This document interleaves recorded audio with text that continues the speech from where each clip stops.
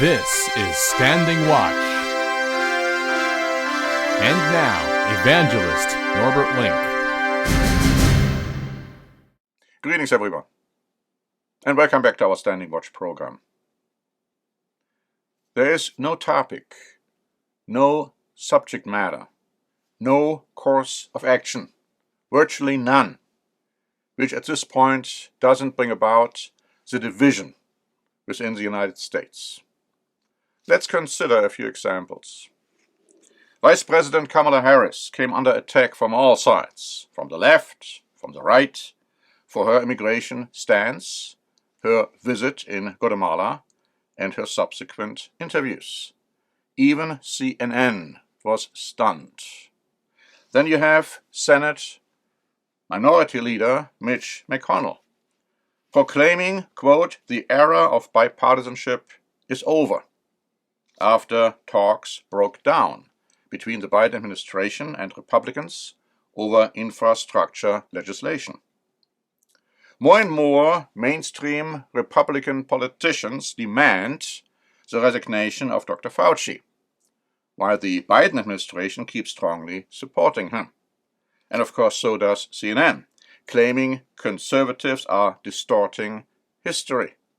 But now notice the columnist Tim Young, what he wrote in the Washington Times. CNN is showing their hand that with a pile of evidence and emails exposing Fauci, they would rather stick to their narrative than be actual journalists.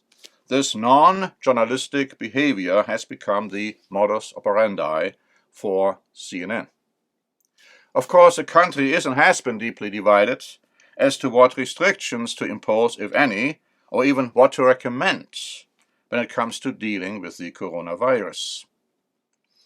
The rise of our astronomical, unprecedented national debt and how to handle it has been a bone of contention for most American politicians and the media. And then you have the divide regarding the last presidential election, with most Republicans feeling that it was stolen, while most Democrats speaking of Trump's big lie. And not to forget, the complete disagreement in the American political scene as to how to deal with America's friends and allies, let alone America's enemies. In this regard, it is very noteworthy to look at the relationship between the United States of America and Europe. The Week wrote on June 9, "During his trip to Europe, Joe Biden can pronounce all he wants that America is back, but his hosts will know it might not be true.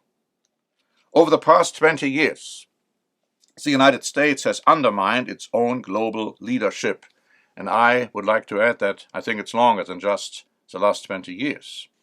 We launched a war over the strong objections of our most important NATO allies. Then we actively sought to mend the resulting strained ties. Then we insulted these same allies to their faces, pulled out of multilateral institutions, and threatened to walk away from NATO altogether. And now we are reaffirming our commitment to the organization. We have also joined, withdrawn from, and rejoined the Paris Climate Agreement, and spent years negotiating the Joint Comprehensive Plan of Action with Iran, pulled out of it, and are now trying to revive it. This is the behavior of a country deeply and sharply divided about how to comport itself in the world, lurching from one president to the next within conflicting policy stances. Our allies know that no matter what assurances Biden offers, promises and priorities laid out now could well end up shredded in the future. We have demonstrated in innumerable ways that we are an unreliable partner. Lurking in the background at all times will be an awareness that regardless of where the conversations lead, the United States could change its mind and shift directions again a few years down the road. Leadership requires a steadiness and dependability we have lacked for 2 decades now, I might add much longer than that, The damage has been done, and Biden won't be able to reverse it. So far, the article. My friends, a house divided cannot stand. If God doesn't build the house, then its laborers work and toil in vain. Broken friendships and alliances are not easily restored.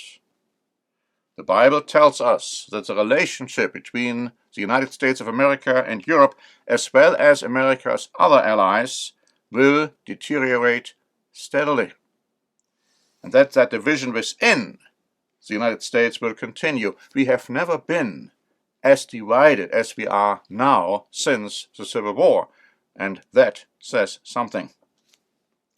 But my friends, there is good news. There is good news for the United States and for the entire world. And most people will be surprised when it happens. The Bible tells you what that good news is and how we get there. And we are telling you about it in our new free booklet about the return of Jesus Christ. This booklet is entitled, How Can We Know That Christ's Return is Near? Please ask for a free copy. Just ask for Christ's return.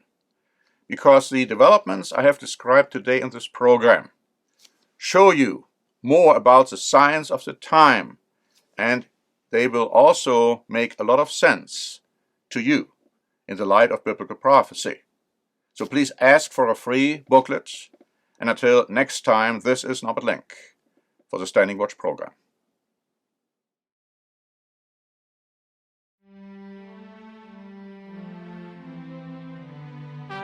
Standing Watch is a presentation by The Church of the Eternal God, P.O. Box 270519, San Diego, California 92198.